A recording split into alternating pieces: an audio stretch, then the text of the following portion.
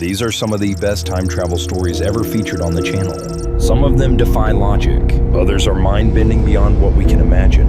Question is, which one do you believe? So, did this man get stuck in the past? In 1995, Mike Markham set out to create a time machine. His idea was to use compact lasers to reduce the air pressure going in either pole direction. Mike was a recluse and worked tirelessly on his invention. On one occasion, he even caused a citywide blackout. However, it might have benefited him as he garnered some attention and received anonymous donations to help fund his invention. When asked about what he would bring if he could time travel, he simply replied, "My cell phone." However, in 1997, Mike and his work mysteriously disappeared without a trace. Soon afterwards, a news story was uncovered from the 1930s, claiming that an unrecognizable man was found crushed in a metal tube on a California beach, and the only thing found with the body was a cell phone from the 1990s. So, this man traveled back in time. In 1996, an off-duty police officer named Frank was shopping with his wife on Bold Street in Liverpool. As she headed into Dylan's bookshop, Frank tried to cross the road to follow after her, but in his haste he was almost struck by a car. When he gathered his bearings and looked up, everything looked different. The bookshop Dylan's was gone, and in its place was a store called Cripps. As he went up and looked in the window, it was all women's clothing, but clothes that were very out of fashion. He looked around, but only to notice that everyone in and out of the shop dressed as if they were in the 40s or 50s. Suddenly, he noticed a young girl, dressed from the 90s, walking past him into the shop. He quickly chased after her, but when he got inside, it was no longer the clothing store, but Dylan's bookshop. Later that day, he recounted the event to his wife and she replied that Cripps was a department store in the 40s and 50s. So, did Frank step into a time portal? And is it possible that this student solved time travel, but no one is talking about it? Now, many of us know about Einstein's theory of relativity and the countless science fiction movies made about time travel, with the common theme being that you're not allowed to interfere with your past self.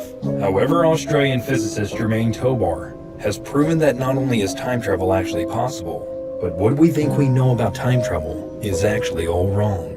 To put it simply, his theory states that a point in time exists both in the past and the future as a time loop, and no matter how you try to change an event in the past, the universe will eventually correct itself. Meaning if a virus were to break out, and you were to go back in time to stop it, one way or another, the virus outbreak will still happen. Even though other scientists have said that Tobar's mathematical formula doesn't make sense, not a lot of people know that. Is the Vatican Church hiding a time machine? In 2002, a French Catholic priest named Father Francois Brune wrote that a device called the chronovisor was held deep in the archives of the Vatican. This device, using crystal technology, was said to be able to pick up unscrambled electromagnetic radiation emitted by past events, essentially allowing the user to see into the past. It was quickly confiscated and kept in the Vatican archives, as the Pope deemed it dangerous, even though the team that invented the device, consisting of Pellegrino Ornetti, Nobel Prize winner Enrico Fermi, and NASA space program scientist Wernher von Braun, were able to produce photo evidence, supposedly witnessing the crucifixion of Christ. They were quickly shut down and branded as a hoax by the church.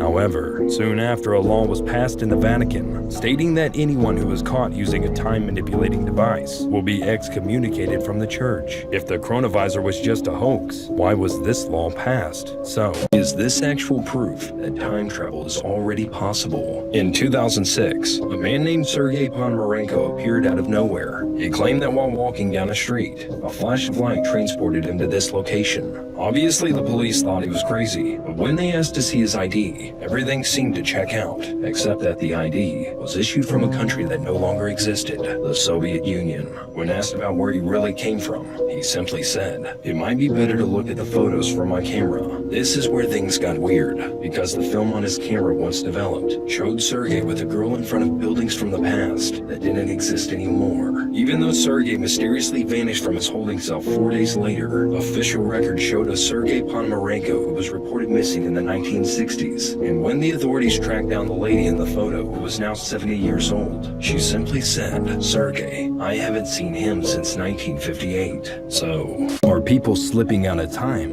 at this park? Thompson Park in New York has been notorious for weird encounters, especially time slips. Many people who enter the park have said they were mysteriously transported to different parts of the park and have lost hours that they can't account for. Some people even claim that their loved ones have gone missing, and when they found them, they were all disoriented, dizzy, and confused. An Instagram user actually recently said she was in the park with her boyfriend and his family. According to her, they were just taking a casual stroll, and they were only gone for 20 minutes. But when they returned, her boyfriend's family was out searching for them with park officials, as they were allegedly gone for 2 hours. Furthermore, investigators have also noticed that there's an unusually high electromagnetic field surrounding the park. Is time travel possible? And how did this man travel 800 years into the future? In 1943, an experiment called the Philadelphia Project was conducted in the attempt to use Einstein's unified field theory to make the USS Eldridge invisible. However, things went wrong, and the warship started phasing in and out of time. A survivor, Albalek, and his brother Duncan jumped overboard for safety. When they awoke, they found themselves being treated in a hospital for radiation burns in the year 2137, where he reported that a climate catastrophe had already altered the world, and in the wake of World War III, the US is no more. Subsequently, he was pulled further into the future to the year 2749, where he lived for 2 years, reporting yet again that there was peace on Earth, as everyone lived in mobile floating cities, controlled by a super AI robot. He was then pulled back to his original timeline, where he eventually worked on the Montauk Project. But even though the government has disavowed him, the question we should be asking is, was this man really from the future?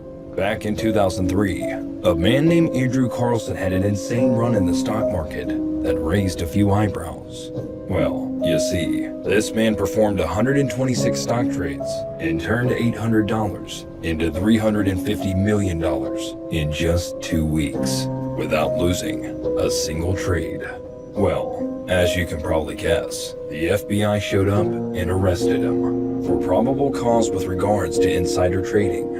However, what was interesting was that when he was interrogated, he simply claimed to be from the year 2256, almost 250 years in the future. The authorities were puzzled, but soon realized that there was no records of his existence from before December 2002, 3 months before the arrest. He was later put in a holding cell for the night, but the next day, he vanished without a trace. So, did aliens give this man plans to build a time machine? In the 1980s, a man named Stephen Gibbs claimed he was contacted by an alien who gave him detailed instructions to build a device called the hyperdimensional resonator, machine said to allow time travel. Gibbs described the alien as a glowing, humanoid figure who communicated telepathically, delivering blueprints for a device that could tap into higher dimensions that was built only with household items like magnets, wires, and crystals. Gibbs built the machine and said he experienced time shifts, vivid visions of the past, and even encounters with beings from alternate realities. Well, you see, when others attempted to replicate the device, they reported bizarre phenomena like hearing voices, witnessing time distortions, or feeling an overwhelming presence in the room, making some believe these instructions were a deliberate test by extraterrestrials, a way to introduce advanced technology to humanity. If these plans came from another world, what was their true purpose? And if time travel is real, then is the Powerball lottery a trap for time travelers? Millions play, hoping to defy impossible odds. But what if the Powerball wasn't just about gambling? What if it was a carefully designed bait for someone who isn't supposed to exist? Well, you see, the odds of winning the jackpot are astronomical. So much so that even the luckiest person alive shouldn't be able to guess every number perfectly. But what if someone already knew the numbers? Like a time traveler from the future, trying to cash in on knowledge they shouldn't have? And here's where it gets unsettling. Major jackpot payouts often get mysteriously delayed. The official reason? Verification. But some suspect that when a winner gets it too perfect, background checks begin. Who are they? Where did they come from? How do they know? If they fail the test, they disappear. Could this be why we never hear about a winner who cracked the system? Because if the lottery isn't just a game of chance, then was this man really a time traveler?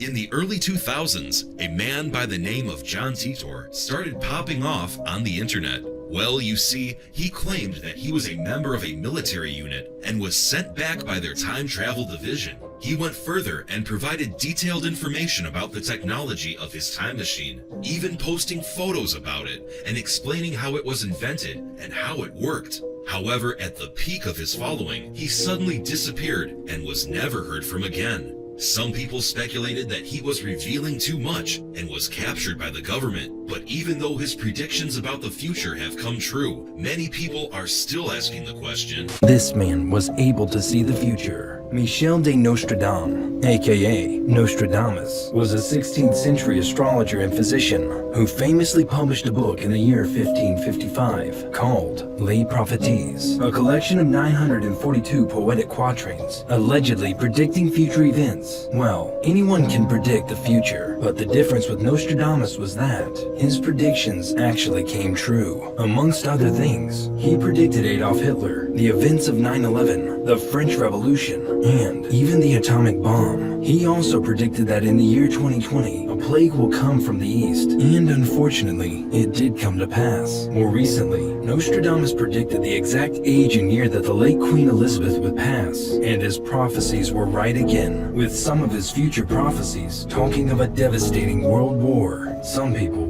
hope that he might be wrong, but whatever it is, you can't deny that. This vending machine is a gate to the past. A mysterious vending machine appeared in the city of Seattle, Washington one day, situated on the corner of John Street and 10th Avenue in the neighborhood of Capitol Hill. No one really knows where it came from. What's even more interesting is that there's only one option on the machine that says mystery, and that the machine dispenses rare or discontinued soda that you've probably never heard of. Furthermore, if you were to get a Coke or a Pepsi, it would be a can in the 80s livery of the drink's brand. Many people have tried to figure out who owns and operates the machine, but no one has been successful. With the old school drinks that it spits out, many wonder if